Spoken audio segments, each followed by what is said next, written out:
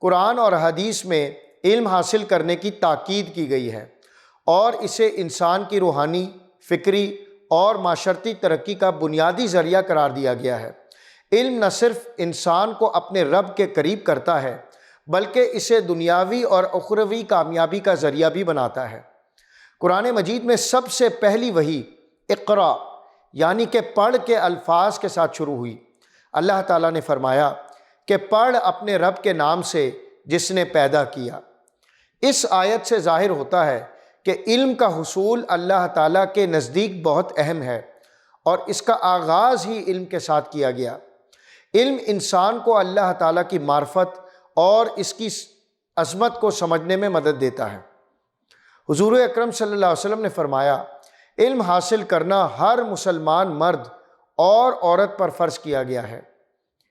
اس حدیث سے ظاہر ہوتا ہے کہ علم حاصل کرنا نہ صرف مردوں پر بلکہ عورتوں پر بھی فرض ہے۔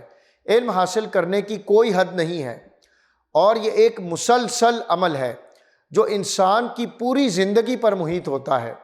حضرت عائشہ رضی اللہ عنہا جو کہ حضور اکرم صلی اللہ علیہ وسلم کی زوجہ مطہرہ تھیں، ایک عظیم عالمہ تھیں اور ان سے بے شمار احادیث روایات کی گئی ہیں۔ اسلامی معاشرے میں علم کو بہت قدر کی نگاہ سے دیکھا جاتا ہے اور علماء کا مقام بہت بلند تھا۔ قرون وسطیٰ میں اسلامی دنیا نے علم و حکمت میں نمایاں ترقی کی۔ بغداد، قرطبہ اور دیگر شہروں میں بڑی بڑی لائبریریاں اور تعلیمی ادارے قائم کیے گئے جہاں علم و فنون کی تعلیم دی جاتی تھی۔ مسلمان علماء نے طب، فلکیات، ریاضی، فلسفہ اور دیگر علوم میں قابل قدر خدمات انجام دی۔ قرآن پاک میں اللہ تعالیٰ نے فرمایا، کہہ دیجئے کیا علم والے اور بغیر علم والے برابر ہو سکتے ہیں؟ اس آیت سے ظاہر ہوتا ہے کہ علم والوں کا مقام بغیر علم والوں کے بہت زیادہ بلند ہے۔ علم انسان کو بہتر فیصلے کرنے اور اپنی زندگی کو اللہ تعالیٰ کی مرضی کے مطابق گزارنے میں مدد دیتا ہے۔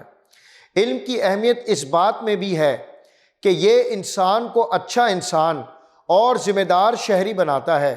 علم کی بدولت انسان حق و باطل کی تمیز کر سکتا ہے، صحیح اور غلط کا فیصلہ کر سکتا ہے اور اپنی زندگی کو بہتر طریقے سے گزار سکتا ہے۔ علم حاصل کرنا انسان کی ترقی اور معاشرتی فلاح اور بہبود کے لیے ضروری ہے۔ اسلامی تعلیمات میں علم کی فضیلت اور اس کی اہمیت کو سمجھنے کے لیے قرآن و حدیث کی روشنی میں غور و فکر کرنا چاہیے۔ علم حاصل کرنے کو اپنی زندگی کا مقصد بنانا چاہیے۔ اللہ تعالی ہمیں علم کی اہمیت کو سمجھنے اور اس پر عمل کرنے کی توفیق عطا فرمائے۔ آمین یا رب العالمین۔